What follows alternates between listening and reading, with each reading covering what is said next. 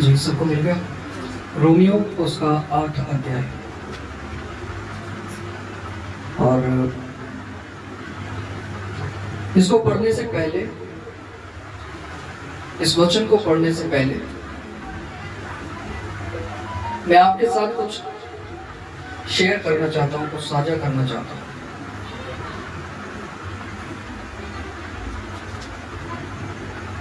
दो ऐसी चीजें, अगर वो दोनों चीजें आप अपने ध्यान में रखेंगे तो आप अपने मसीही जीवन में आगे बढ़ सकते हैं। उसके बाद हम इस वचन में आएंगे। पहली चीज,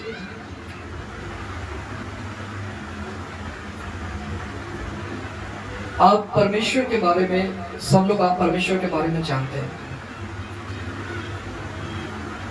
और परमेश्वर के बारे में जानते हुए, एक विश्वासी होते हुए,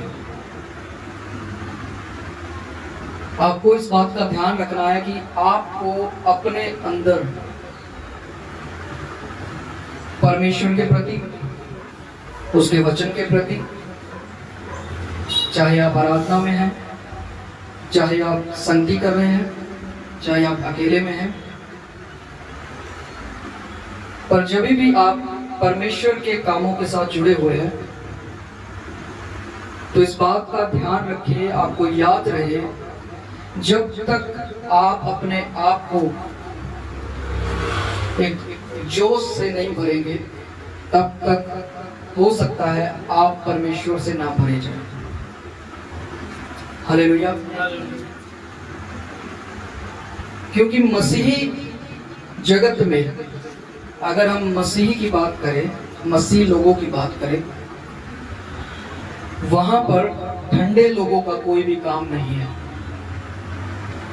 हालेलुया। पुरानी कलीसियाओं की ओर अगर हम ध्यान दें तो वहां पर अगर ऐसे ठंडे लोग पाए जाते तो शायद ही आज के समय में बाइबल आपके हाथ में होती, और शायद ये वचन आप तक पहुंच पाते। तो कभी भी अगर आप किधर भी जा रहे हैं, कहां भी संगति कर रहे हैं, किधर भी आप अकेले बैठ के प्रार्थना कर रहे हैं, आप कुछ भी कर रहे हैं, आपको लगातार अपने अंदर ये जांचते रहना है कि आपके अंदर की जो आग है वो जल रही है या बुझ रही है। हालेलुया। और ये आखिरी समय की चेतावनी है। आप ये नहीं सोच सकते कि अभी तो बहुत सारी भविष्यवाणियां बाकी हैं, अभी तो बहुत कुछ होगा और पता नहीं यीशु मसीह कब आएगा कब नहीं आएगा, जब जो होगा देखा जाएगा। पर हम अपनी नजरों के अनुसार, अपने मन के अनुसार जो है वो चलेंगे, और थोड़ा थोड़ा प्रभु के साथ भी चलेंगे। हालेलुया। अगर आप ऐसी सोच रखेंगे, ऐसी थिंकिंग रखेंगे, तो मैं आपको बताना चाहता हूं, दुष्ट को आपके जीवन में एक लूप होल जो है वो मिल जाएगा और वो उसी का इस्तेमाल बार बार करेगा।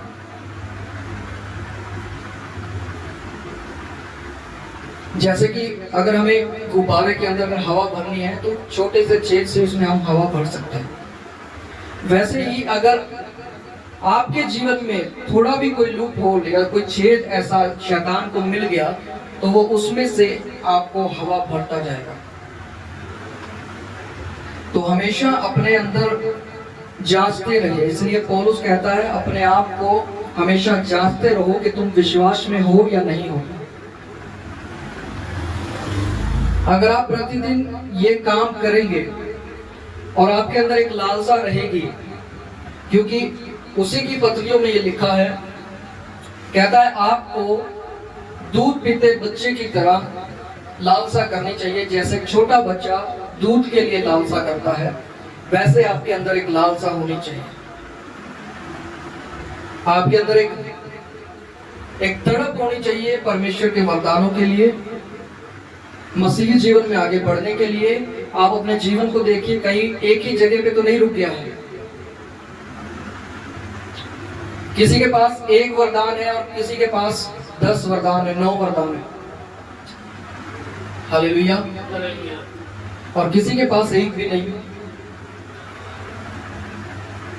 कोई लगातार अपनी लाइफ में आगे बढ़ रहा है और कोई एक ही जगह पर सेम सर्कल में वैसे ही हर दिन जो है वह घूमता चला जा रहा है। तो पहली बात यह है कि अपने अंदर आग रखें, अपने अंदर एक तड़प रखें कि आपको परमेश्वर में बढ़ना है।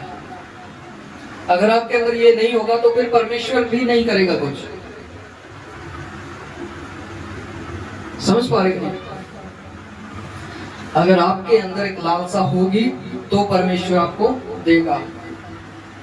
अगर आप मुंह खोलेंगे तो कहता है मैं तुम्हारे मुंह को भर दूंगा। समझ पा रहे हैं?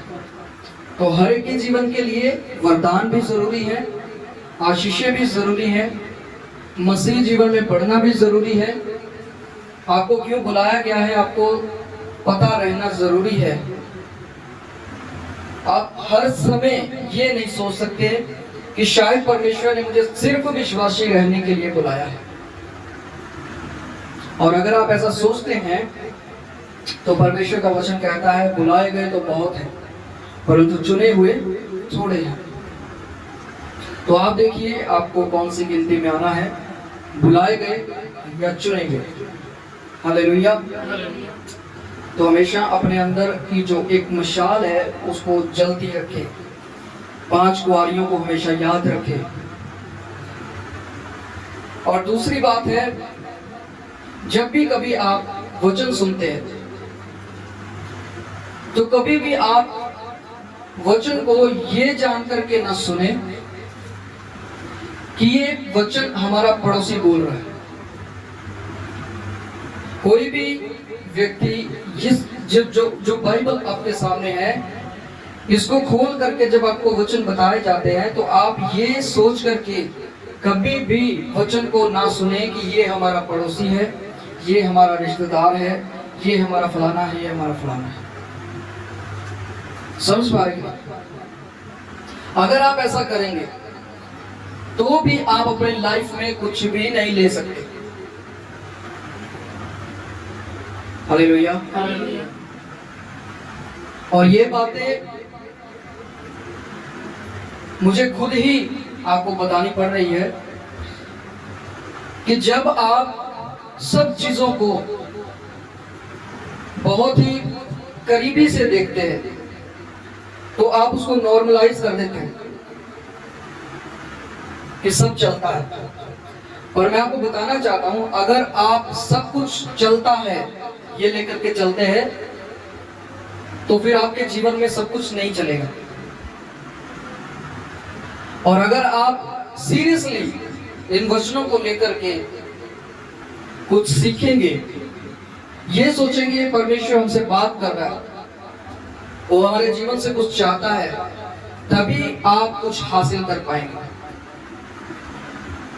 हालेलुया।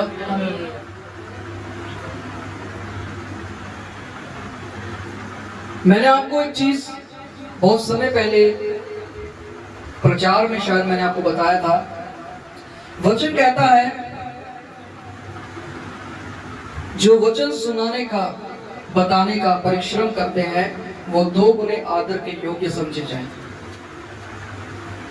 अब मैं आपको बताना चाहता हूं, जो भी कोई पास्टर है, कोई अपोस्टल है, कोई प्रॉफिट है, इवेंजलिस्ट है, टीचर है, जब भी आप इनसे वचन सुने उसका 2 गुना आदर ये नहीं है कि आप उसको ठंडा ग्लास पानी का पिला रहे हैं, आप उसको गरम गरम चाय पिला रहे हैं, आप उसको समोसे खिला रहे हैं, ये बात अलग है। पर उसका आदर ये है कि उसके द्वारा जो परमेश्वर ने आपको वचन बताए हैं आप उसका आदर करें। अगर आप परमेश्वर के वचन का आदर करेंगे जो आप सीख रहे हैं तो यही आपको सिखाने वाले का 2 गुना आदर है। समझ पा रहे? कोई भी वचन सिखाने वाला ये नहीं चाहेगा, उसके अंदर एक भूख नहीं होगी आदर पाने की कि मुझे आदर मिले, मुझे मेरा आदर करो। अगर मेरा आदर नहीं करोगे तो मैं गुस्सा हो जाऊंगा, मैं तिलमिला उठूंगा कि मेरा आदर नहीं हो रहा है।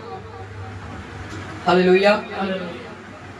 और उसका आदर आप अचानक ही ऑटोमेटिक ही कर दोगे जब आप उसकी सिखाई हुई बातों पर ध्यान दोगे, क्योंकि वो बातें उसकी नहीं है, वो बातें किसकी है जी? परमेश्वर की है। इसीलिए एक जगह पर परमेश्वर के वचन में लिखा है, कहता है तुमसे लोग बैर क्यों रखते हैं? तो वहां पर बताया गया कि वो लोग, उन लोगों ने पहले मुझे नहीं पहचाना तो वो तुम्हें भी नहीं पहचानते। हालेलुया।